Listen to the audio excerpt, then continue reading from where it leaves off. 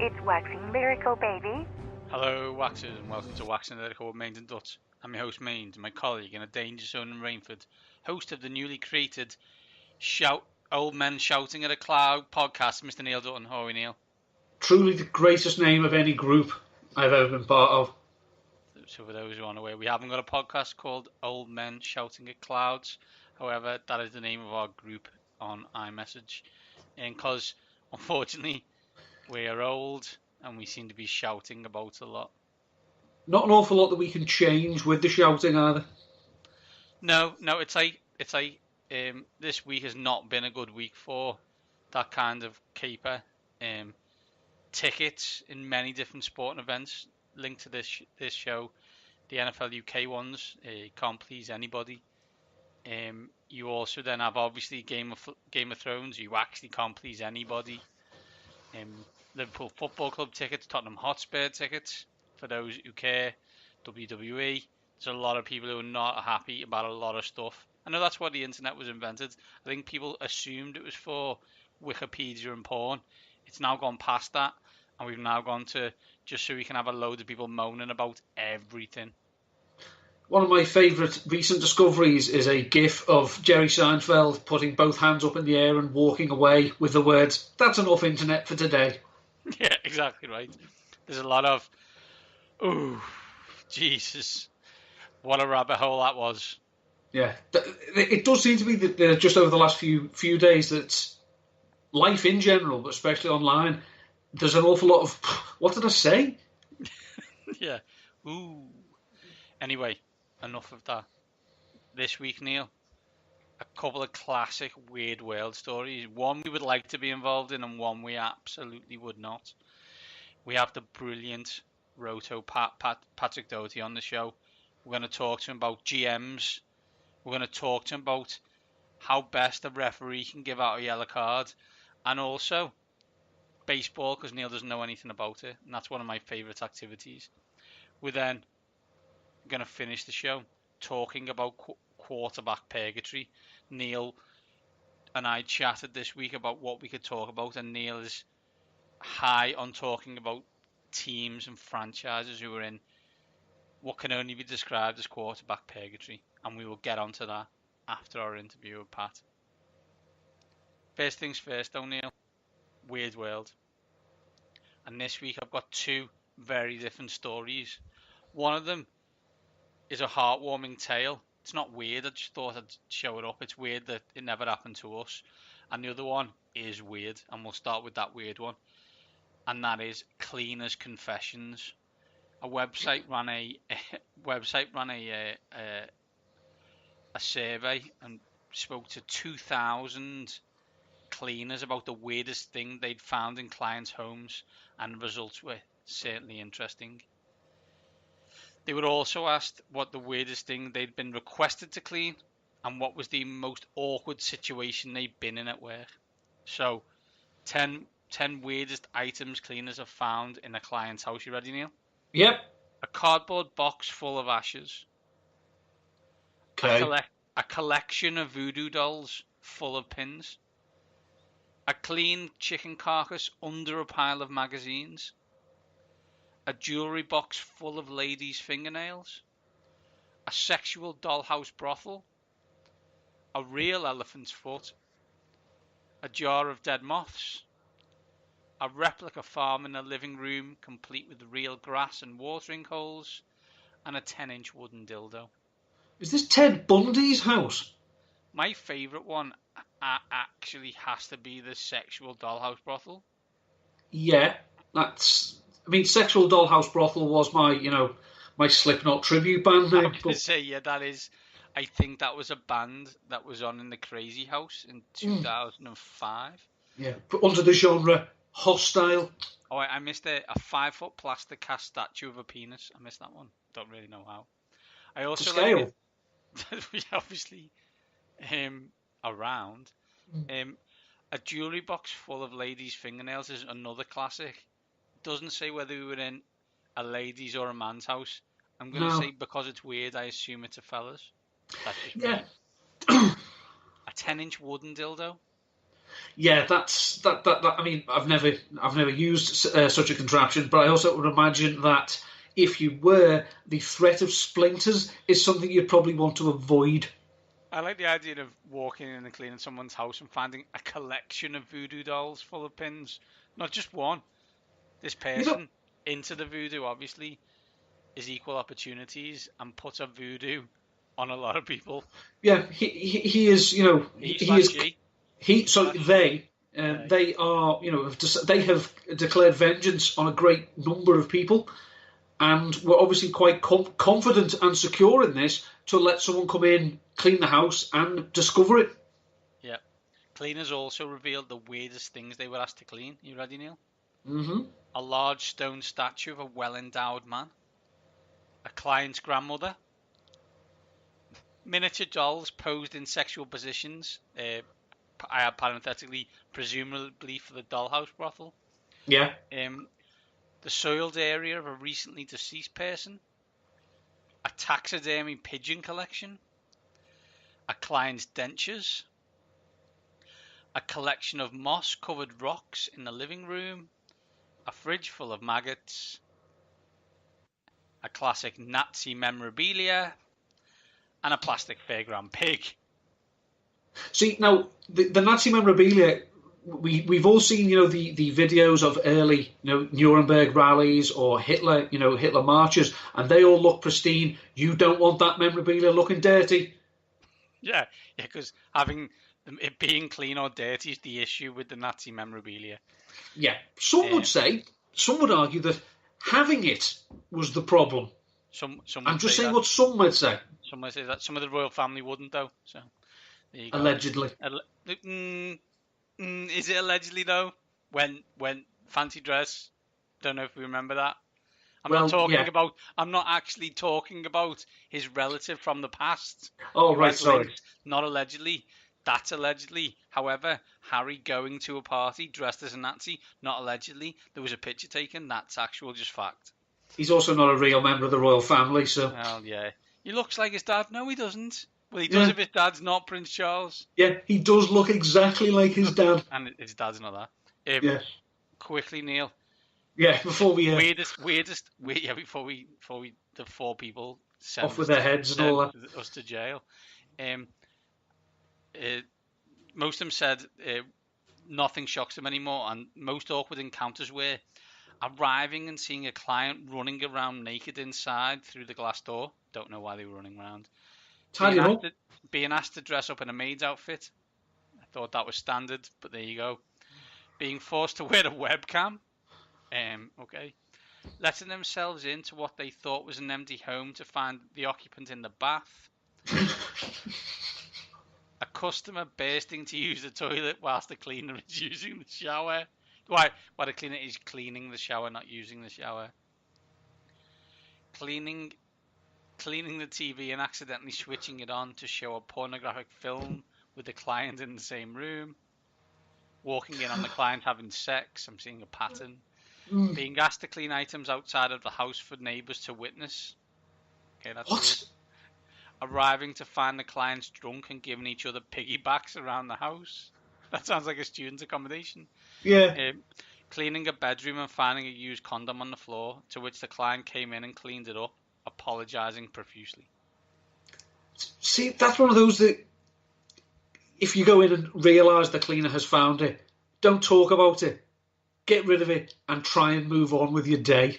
My favourite one is the Chris Dunford, Jonathan Moran, 5 tissues in a sock. Let's not work out what's going on there. Let's move on, Neil. Yeah, please. Please, to a heartwarming story. Have you paid off your student loan yet? Didn't get one, so yeah. I did, and I have paid it off, just. But I wish I would have gone to Morehouse College in the state of Georgia, as they received a dream graduation present from billionaire investor Robert Frederick Smith. By the way, there's a picture of Robert on his on this website. It's BBC. He's an American philanthropist. He's a billionaire, and here's the picture, Neil. Robert Frederick Smith with his wife, former Playboy model Hope Dvorak. Bravo, Robert.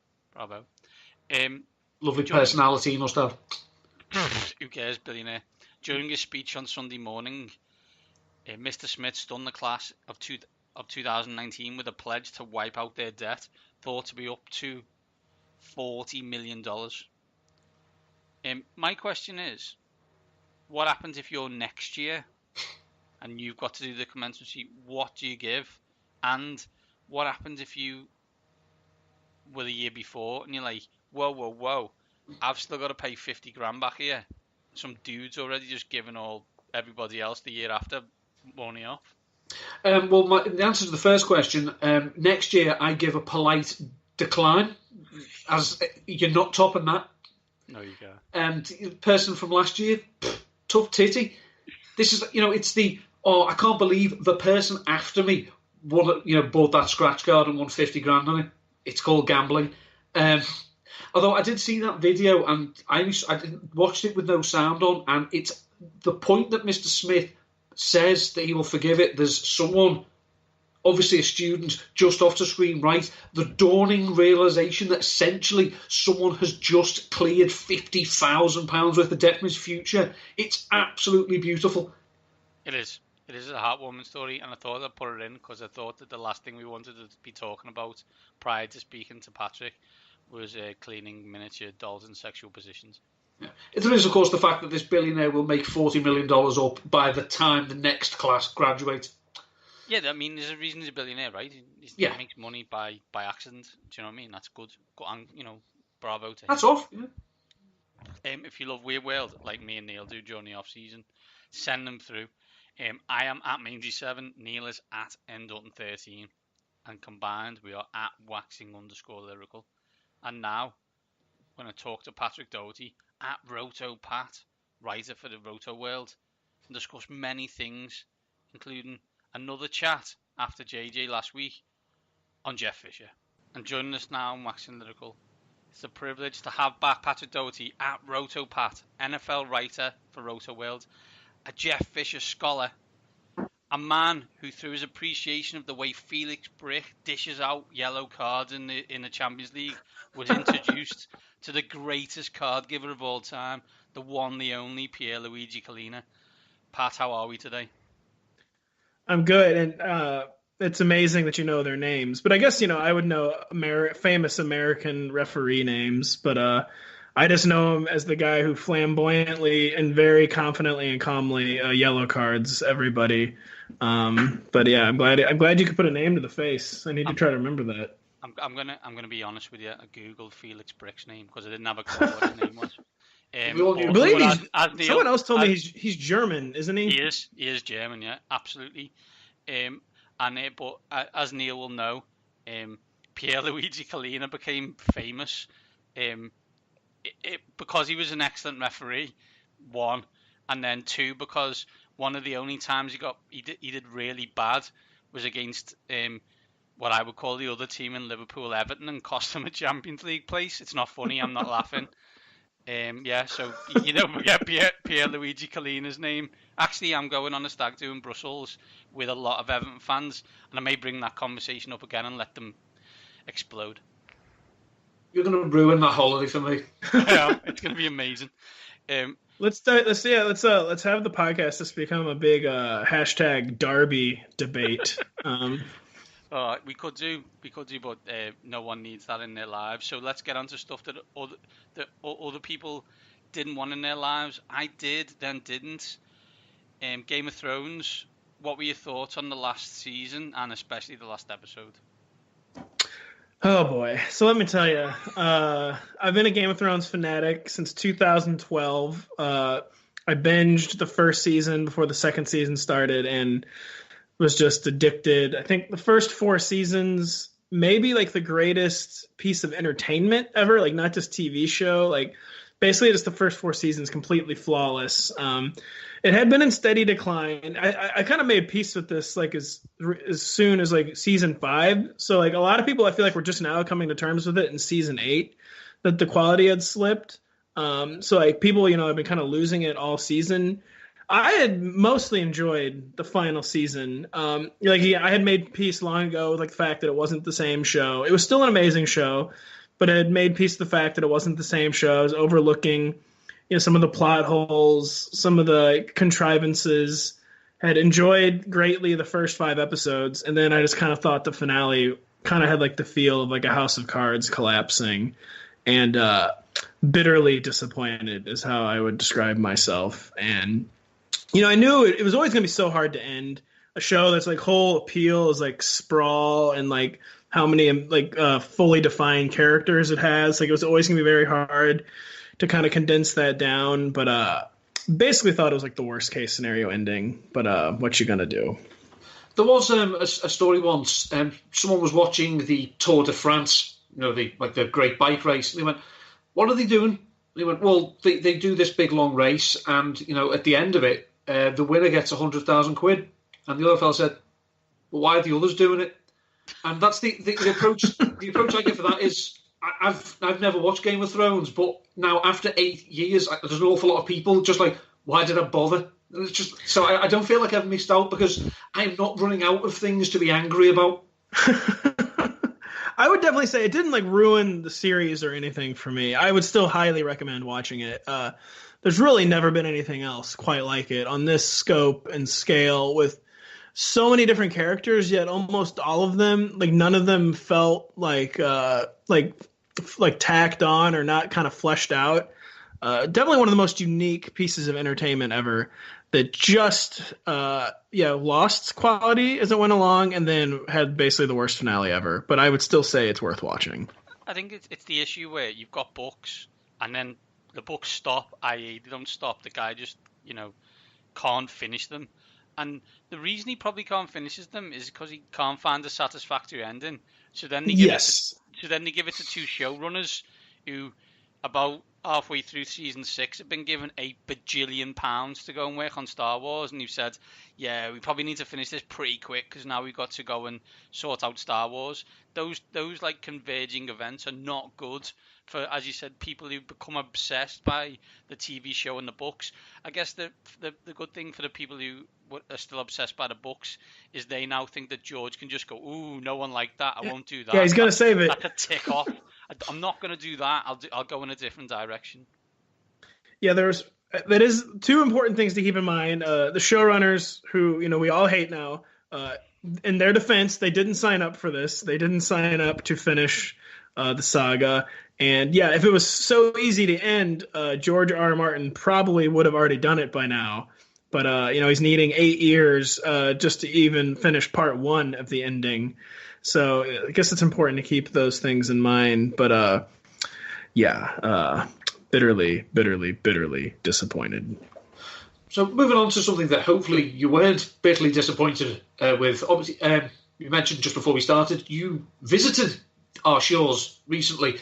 What were your thoughts, impressions, and did it imprint on you a strong desire to never visit here again?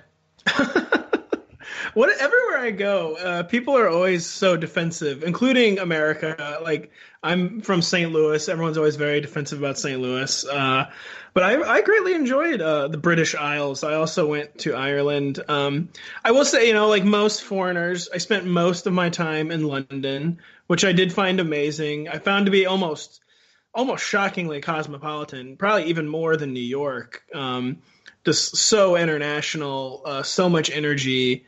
I loved London. I loved Manchester. Manchester was quieter, obviously, but I still, in America, everything around here, even St. Louis is an old town by American standards, but it's quote unquote only 200 years old. And Americans kind of never really get tired of the novelty of going to Europe, and the donut shop is in a building that's 500 years old, So I'll basically kind of never get tired of that thing, or I'll never get tired of like a novelty, like a British novelty, like a train. You guys actually have trains.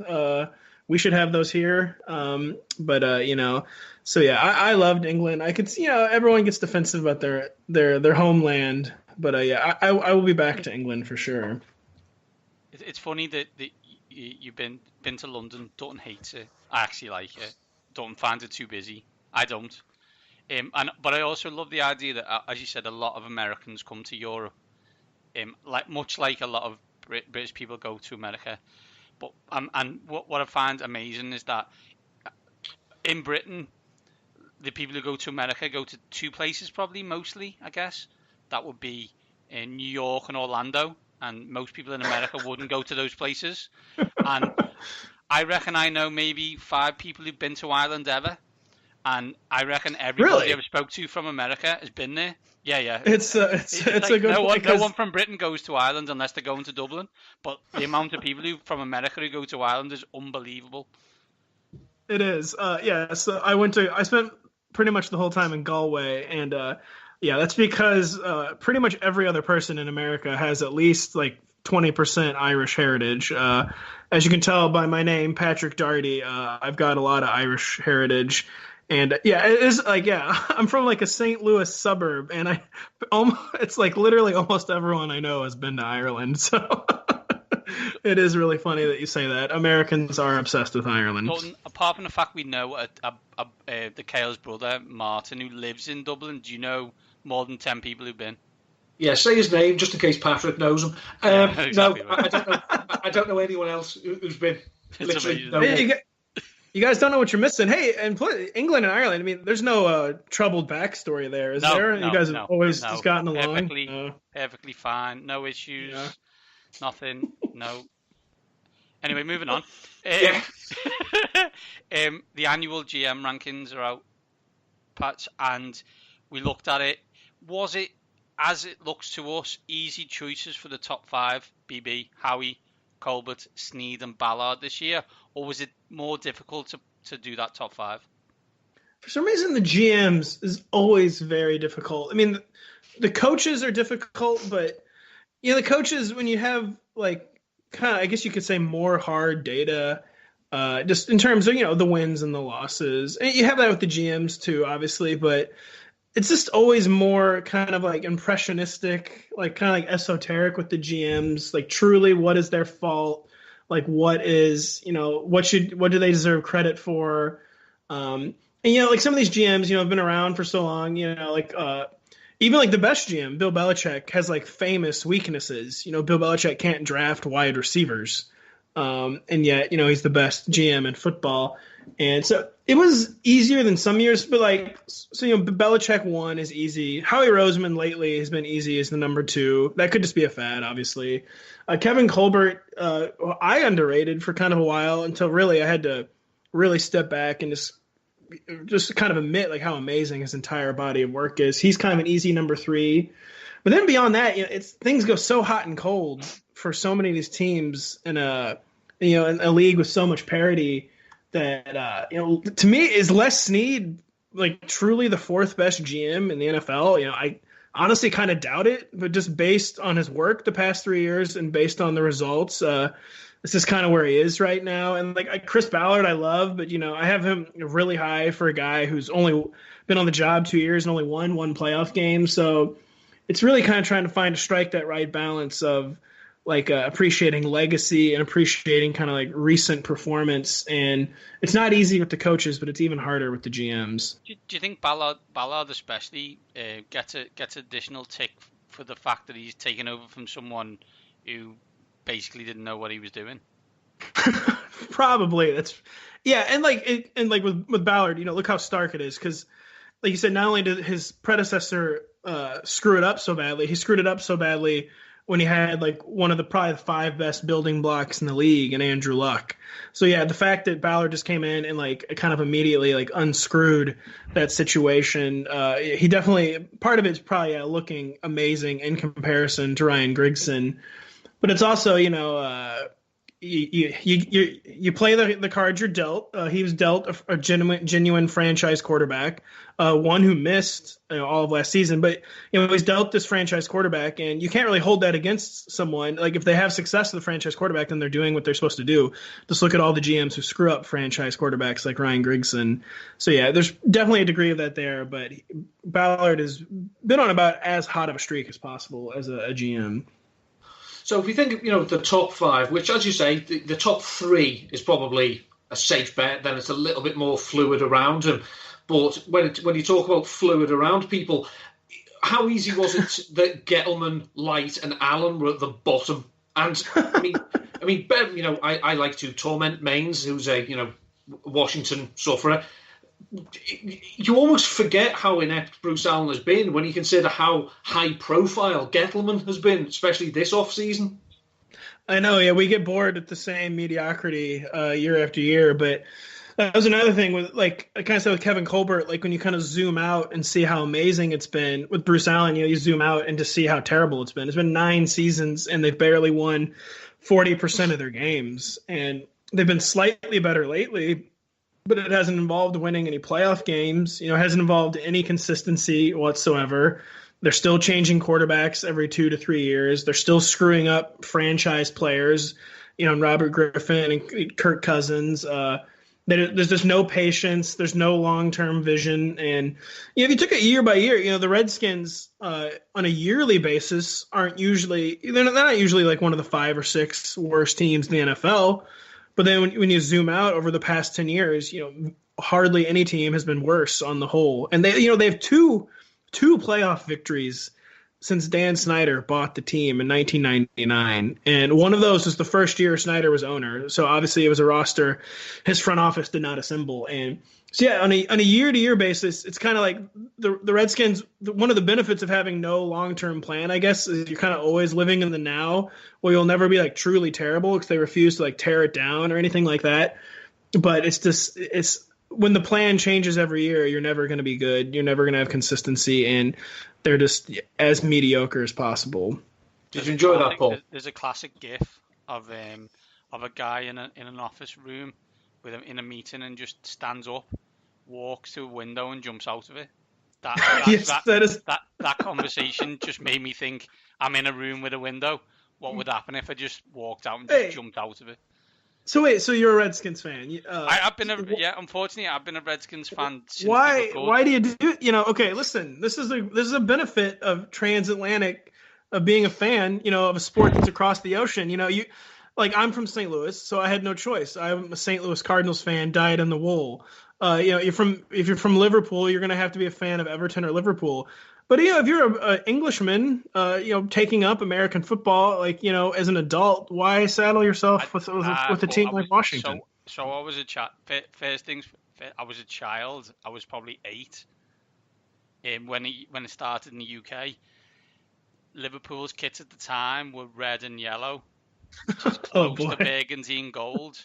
And Washington were actually good. So I remember my first season really remembering is that Mark Rippon unbelievable team that went 14-2 and then destroyed Buffalo in the Super Bowl. So what a memory you have. Exactly. So you're like, oh, this is fun. But then again, at that same time, like Liverpool had only just won the league, so I was like, this is great. Yeah, you're just be rolling in dough the rest of your life. This is going to be amazing. No, it hasn't been. It's been the opposite of that. And you just go, like, this is the thing that makes me laugh about the NFL, is that, like, not somehow, we've got, like, the richest / the second richest owner, which in football, you'd be like, this is great. No, this is the best thing ever. Yeah, because they just spend a load of money. But him and Jerry can't get out the way of themselves because they spend the money completely and utterly incorrectly. So, I'm going to... Can we talk about Dave Gettleman? I was going to say, with the Redskins... Dave Gettleman's trying to destroy the New York Giants. Like. But I was going to say, that's a hard-earned Redskins origin story. I thought maybe, you were 20 and just, picked a random team. But no, that makes sense. That's sports fandom for you. And I will say, as an American, I chose Liverpool as my Premier League team because I loved the idea. I loved, like, the return to glory storyline. I probably made this decision like 10 years ago. And I loved the idea of, like, the kind of, like, down on their luck historic franchise. And I'm like, surely they'll return to glory sometime soon. And I guess you could say they're almost there. The classic next year's our year, Neil, yeah? Always a year away from being a year away. The Liverpool mantra of the past 29 years. Clearly, you'd probably prefer a Premier League trophy, but I mean, if they win a Champions League trophy this year, you're gonna have to call that a good season, right? Yeah, no, it's amazing. It's amazing. It just words can't describe the feeling in the pit of my stomach as Vincent Kompany, a defender I was watching that game. Can't That kick was it. 30 yards, scores a top corner belter. That was me. I say, you guys always have the best words for goals: a belter, a screamer, a howitzer. Yeah. I don't know. Anyways, not to sidetrack the podcast. It's fine. I guess if we focus on a team on the up, a team looking to return to, I was going to say past glories, but this franchise in its form hasn't had any. John Dorsey's at 12. Looking ahead, 12 months, do you imagine it, based on what they've done so far this off-season and the, I guess, furore around them, that he will be higher next year? Probably. So it's John Dorsey. Yeah, he's kind of, as I say in the write-up, kind of like, traditionally there's like a kind of like build the roster back up. So the Browns went 0-16 and 1-15. That's rock bottom. You build the roster back up. Then there's kind of the interim phase of like you're back, you're competent again, but you're not elite yet. You're going like 8-8, 9-7, that kind of thing. The Browns are clearly just trying to skip that phase entirely. They want to go like straight from the rebuild to like the elite, and it's a pretty risky approach. They're kind of uniquely positioned to do it because they got one of the best, if I could pick one player to build my franchise around right now, it'd probably be Baker Mayfield. So they got that. They're not wasting Baker Mayfield in that regard. But John Dorsey, he's talking about living in the moment. He this is why he got fired from the Chiefs. He ran up too much money kind of on the credit card like too quickly, and they essentially fired him for bad cap management. And one of the secrets of the NFL salary cap is basically, in so many words, there's always money in the banana stand. Like you can always find money somewhere. You can always make the cap work somehow. And like he screwed it up so badly that he could barely do that. So that's pretty hard to do. And he's kind of already he's just going so all out. Like he could kind of run into maybe the same problems he did in Kansas City. But like I said in the write-up, he hopes the difference this time is like when the bill comes due, it's attached to a Super Bowl trophy at least, and he doesn't get fired prematurely like he did in Kansas City. Yeah, I would say so. He's at 12. If I had to guess, he would probably be higher next year. Say it's a very high risk approach, but it's also a very, very high reward approach. Just when we flip back quickly to the round ball form of football, obviously you see a lot of like great players go into coaching / management, whereas in the recent past in the NFL there's been 2 Hall of Fame players who've gone into the front office. That's John Lynch and John Elway, with slightly mixed results, shall we say, especially with Lynch. I mean, I say you're right, obviously you make a note in this write-up about our dear departed Mike McCagnon and people like that. Do you think that there's a good chance that you'll be writing a similar obituary, as it were, for Lynch and Elway this time next year? I think Lynch will probably continue to get one more year of a free pass, basically, because having a stake on Jimmy Garoppolo and kind of like events beyond their control, being injured, like that's like kind of, in sports that like will always buy you time is like you're the best player gets, maybe not, and nothing really buys you time in your league, but in American sports, if someone gets hurt, a lot of times you get a kind of a free pass for that. And I think maybe John Lynch might have one more year of a free pass, maybe not, but he's definitely on the spot this year. Elway, I would say this is definitely a make or break year for him. But Elway deserves real credit for the first few years he was on the job, he was just unbelievable. It wasn't just signing Peyton Manning. They made amazing draft picks. They're not just Von Miller, which is kind of a layup pick, but they were finding guys like day 2 or 3 of the draft. They were finding amazing undrafted free agents, guys like Chris Harris, pulling linebacker, Brandon Marshall off the scrap heap. He was just kind of spending money, big money in free agency and actually having a work like Aqib Talib. And just basically Elway could do no wrong for a few years. And all of a sudden, the past years, he can basically do no right. And I guess maybe that happens when you have kind of an old school approach, when you're kind of gut like him. It can all go well for a while, and then it can kind of just all go wrong. And he's clearly one of the more old-fashioned, old-school GMs. And so he deserves real credit for what he put together there. but he'll also have to face the consequences if he can't get a second win. Someone like Tom, he can maybe have if he's lucky, he's gonna have like a Thomas Dimitroff career arc in the front office. Dimitroff had a really great initial run. The Falcons then fell on really hard times for 3 or 4 years, but then caught a second win the past 3 or 4 years. And that's basically what John Elway needs to hope for, because if the second win doesn't come, this could very easily be his last year. The thing is, though, as we saw for large periods of time after Elway retired as a player, no one was able to step up and be as good a quarterback as him, because of course not, it's John Elway, but it was a ridiculously poisoned chalice. If he was to get fired as GM, I'm sure the Broncos fans would give the next GM just as much chance to fail, because John Elway. So it's, from a legacy point of view, he could literally just take a dirt nap till December, get fired, and the next guy will get it in the neck even worse. Yeah, that's if you're talking players, people synonymous with an American sports franchise, John Elway and the Broncos, that's like the top 1% basically in terms of association. So that is a very good point. He will be a very tough act to follow, even if he's going out on the back, of 3 or 4 bad seasons. You're right. The next guy, will not be getting much benefit of the doubt. I think it was Nate Jackson's book. Was it Not Going Down?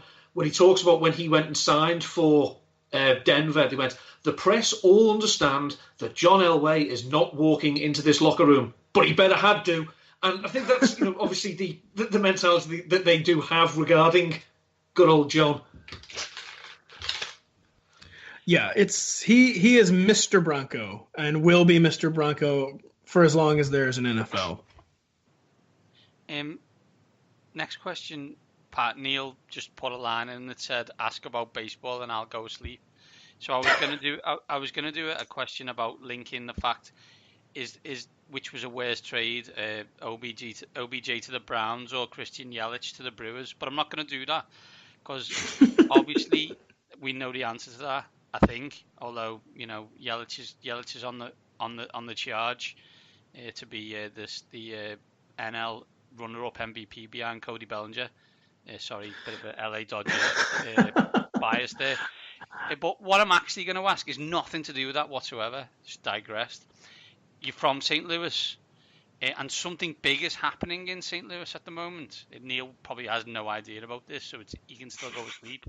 The St. Louis Blues are in the Stanley Cup Finals for the first time since 1970. How is the mood of St. Louis? The mood is ecstatic. I was actually at the game last night, so I saw the clincher, courtesy of NBC. I have to thank my employer.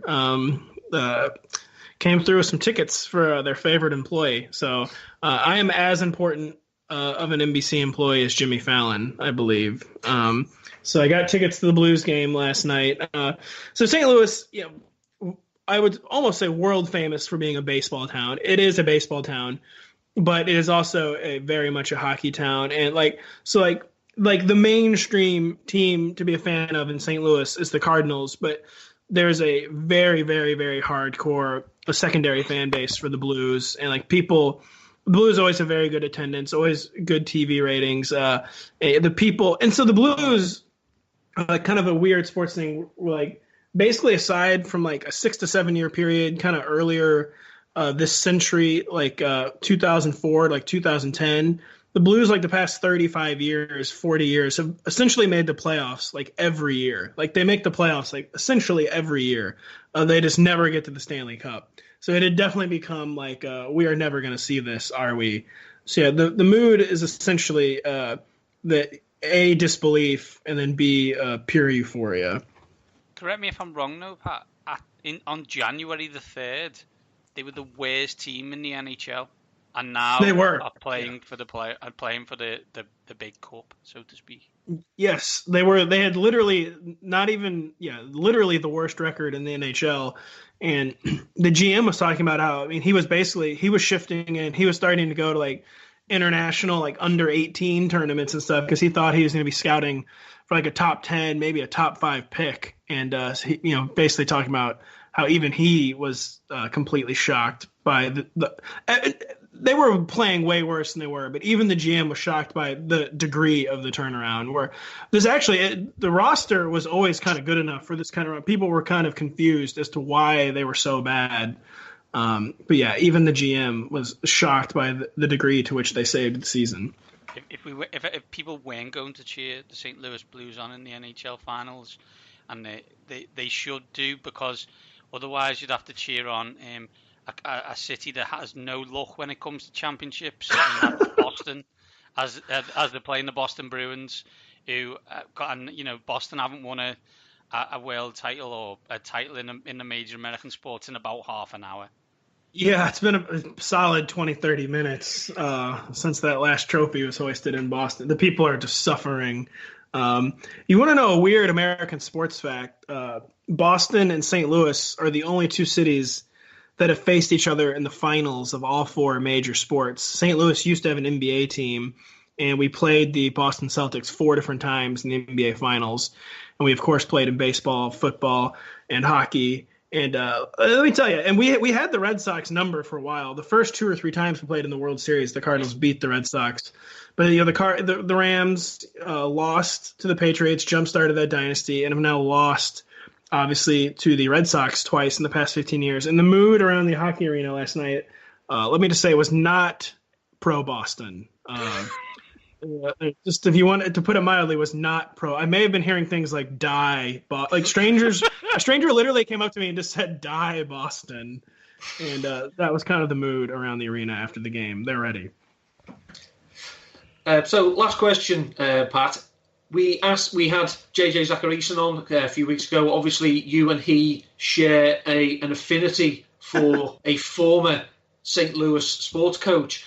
But as a worshipper of the religion of Jeff Fisher, how good is it that he's back in our lives, and also that he's genuinely good at Twitter? It's honestly too through the looking glass for me. Everything in the Western world. We're in a period of upheaval.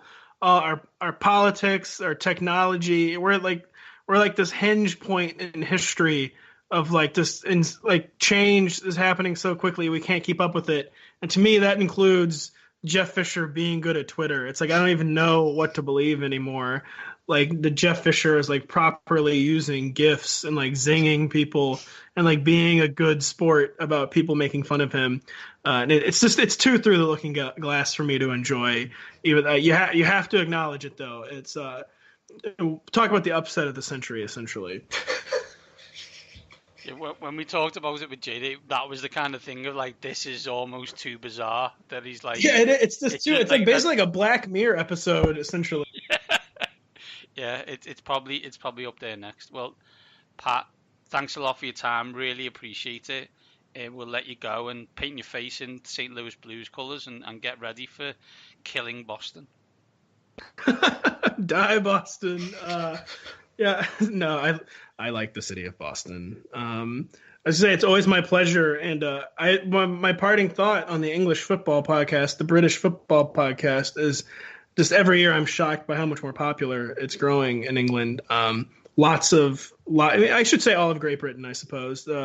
Lots of followers on Twitter, lots of people just very into it, and I'm sure you guys have been a part of helping to grow that, and it's just been very interesting and fun to see. It was actually, I got asked by one of the editors at RotoViz, if we started doing like fantasy about the EPL, as it were, would you be interested in writing in it? And I think it surprised me when I went, I haven't got a frigging clue about the EPL. My team is in it. It's likely to be in it. They may as well get you to do the fancy baseball, Neil. That's what I thought. You know what I mean?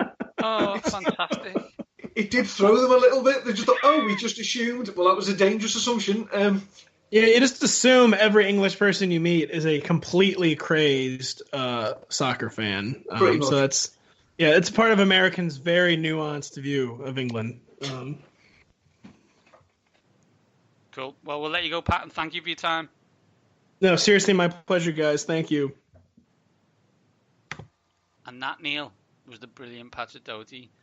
There's a tape out there of the half an hour conversation we had after the podcast with Pat that will never be shown. Although I do believe we fixed multiple former issues with countries and democracy. Yeah, hard border, colonialism, all sorted. Fixed. Yeah. If you find the tape, please give it to a important party, and they will sort it out. Neil, before we finish the show, you wanted to talk about quarterback purgatory, what it means, and who's in it. So please explain. Well, it was just looking at rankings. We're starting to come into the time of the season where people are starting to put, fantasy rankings together for redraft, dynasty, whatnot. And it just got me thinking, just looking at teams and the various different rankings, the state of some teams' quarterback situation for this year and beyond. I mean, obviously, we know that some teams seem fairly well set. Patrick Mahomes, Baker Mayfield, Andrew Luck. These are still relatively young players who should have years and years ahead of us. And while there are still some, players playing at a high level, like Aaron Rodgers, Drew Brees, Phil Rivers, Ben Roethlisberger, they're up there in years. So I just wanted to look at which teams look like for this year and beyond literally do not look like they've got a clue what they're doing at quarterback. And even if they think they have, it's not a very good plan. So, Neil, tell me those teams, or let's start with the first one in quarterback purgatory then. Well, the first one's obviously the New York Giants. It's not just that they've been rigid in their defence of Eli Manning, it's that the fact that Eli Manning's not very good, and there's very little evidence that Daniel Jones is going to be any better. Now, I know you're going to go down the Josh Allen, he hasn't played yet, like you bleated on last year, and I'll say this again, it was terrible this year. Yeah, he could run, not what they brought him in for. So I just think the Giants, it looks like it's one of those, the problem is it looks like they've got a plan, but the plan, if they have got one, doesn't look a very good one. In my defence, people thought Josh Allen was a top 5 quarterback in that draft, of which the quarterbacks were good. No one, with the exception of Dave Gettleman and probably Bruce Allen, let's be brutally honest about this, after talking to Pat in our in our GM discussion, thought that Daniel Jones was that high. So, no defense from me. The Eli Manning thing is bizarre to me. Like, I think throughout history, I don't think he will be defined as a Hall of Fame quarterback with 2 Super Bowl rings and probably be the worst quarterback in the Hall of Fame. That's fine. It's just how it works. But he hasn't been good for 2.5 years, and to still live in that world thinking that he is crazy. I guess they drafted a number 1 quarterback, so fair enough. That's good for them. But I guess it's that one's a leap. We were talking about quarterbacks in a conversation before, Neil, me and you, and he's in that. He feels Jake Locker. He feels Christian Ponder. He feels Paxton Lynch. Now, he might not be, but when he's like, I've got Eli Manning and he's a corpse at this point, and I've got Jake Locker and Christian Ponder, that's not a good place to be in. Just like, obviously, through a fantasy lens, at the moment in best ball leagues, Eli Manning is the 30th quarterback being selected. In dynasty startups, Daniel Jones is the 31st. So that's on good. Next team, Neil. Next team is the Tennessee Titans. Now, over the last 2 years, Marcus Mariota has only played 28 games, so he's missed games. He's going to do that. He's 16-12. That's his record. But there's 24 quarterbacks that have thrown at least 700 passes in the last 2 years. He is 22nd in pass attempts. He is 22nd in passing yards. He's tied for 12th in yards per attempt. He's 24th last in touchdowns. He's 24th last in touchdown percentage. He's only 19th in interceptions, but he's 22nd in interception percentage. In his favour, he's had 7 game-winning drives. He's never fit. He's never healthy. And I only realised doing some research for another thing, my God, the Titans do not play on offence. the last 2 years, they are literally right at the bottom of the league in terms of plays run. It's one of those. What have they got behind him? Say he gets injured again. Ryan Tannehill, great. The digestive biscuits of starting NFL quarterbacks. The issue with drafting really high, a quarterback really high, is you drafted a quarterback really high, so you have collateral in that. I don't think Marcus Mariota has been helped by the offenses he's been involved in. I use offenses in air quotes. He doesn't look like the guy who was at Oregon. He doesn't. He looks skittish, scared. The injuries don't help. I've got the list of the teams you've got here, Neil, and the one you didn't mention that I would like to add, and may as well do it now, is the Tampa Bay Buccaneers in a very similar situation. Jameis Winston, what is he? And we know is he a franchise? Is he a backup? These teams have to make massive decisions, both of them, this year on what they do going forward. Now, that's why they're in purgatory, because they are literally on the brink of either defining these two players as their franchise quarterbacks for the next 3, 4, 5 years, or blowing it up and starting again.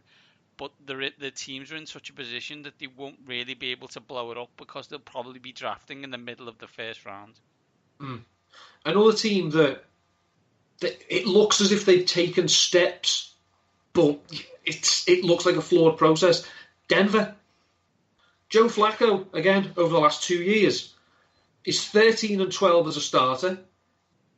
He's 15th in pass attempts, 23rd in passing yards out of 24. In passing yards per attempt, 24th. Touchdowns, 23rd. Touchdown rate, 23rd. Interceptions, 14th. Interception rate, 13th.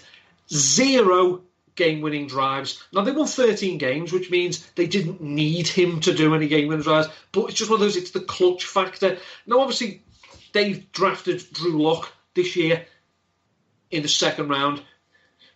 Just a quick question.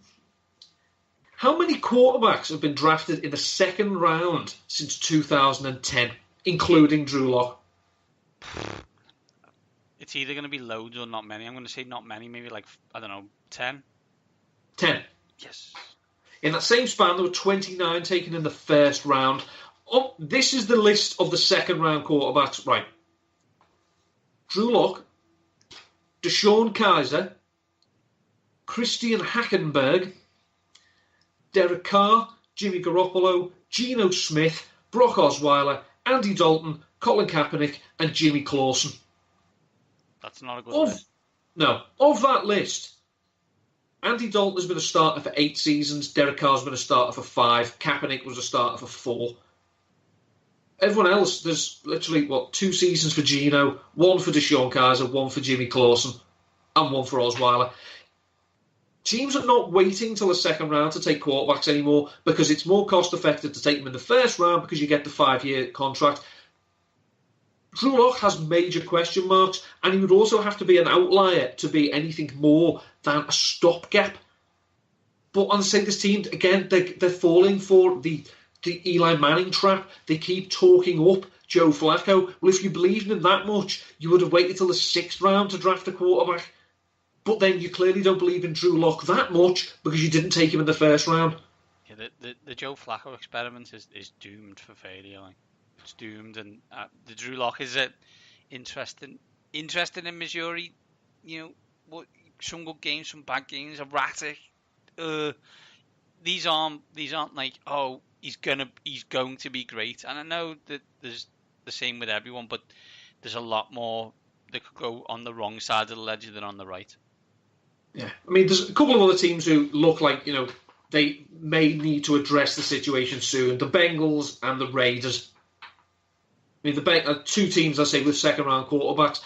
The Dalton, they can get out from under his deal with no cap hit at the end of this year. And Derek Carr, how much do you trust any quarterback tethered to John Gruden? Not the quarterback, essentially, the connection. Well, I was gonna say the issue for